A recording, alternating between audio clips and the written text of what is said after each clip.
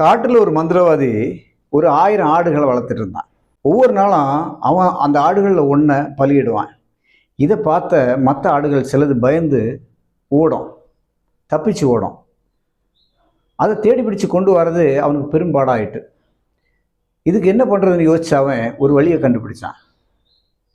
ஒவ்வொரு ஆடுகளையும் தனித்தனியாக கூப்பிட்டு அதோடைய ஆள் மனசில் ஒரு விஷயத்தை பதிய வச்சான். நீ ஒரு சிங்கம், நான் வெட்டுறது ஒரு ஆடு தான். இந்த விஷயம் வெளியே தெரியாமல் பார்த்துக்க, ஒன்றை வெட்ட மாட்டேன் அப்படின்னு சொல்லி நம்ப வச்சான். இதை ஒவ்வொரு ஆடுகள்கிட்டையும் சொல்லி நம்ப வச்சான். அதுக்கு பிறகு அவன் ஆடுகளை வெட்டுறப்ப மற்ற ஆடுகள்லாம் அமைதியாக இருந்தது. எல்லாமே அது ஒரு ஆட்டுக்கு தான் நடக்குது, நமக்கு நடக்காது, நம்ம என்ன ஒரு சிங்கம் அப்படின்னு நம்ப தொடங்கிடுச்சு. இப்படி அந்த பிரச்சனையை அந்த மந்திரவாதி சரி செஞ்சான். உலகத்தில் யாருக்கோ எங்கேயோ ஒரு அநீதி நடக்குது, நமக்கு என்ன, நம்ம சேஃபாக இருக்கிறோன்னு தான் நம்ம எல்லா இடத்துலையும் நினைக்கிறோம்.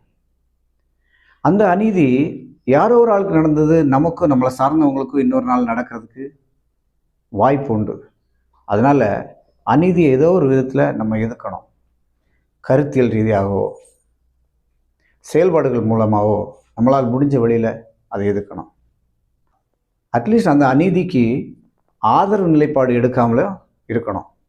இது பற்றி நீங்கள் என்ன நினைக்கிறீங்க? கமெண்டில் சொல்லுங்கள்.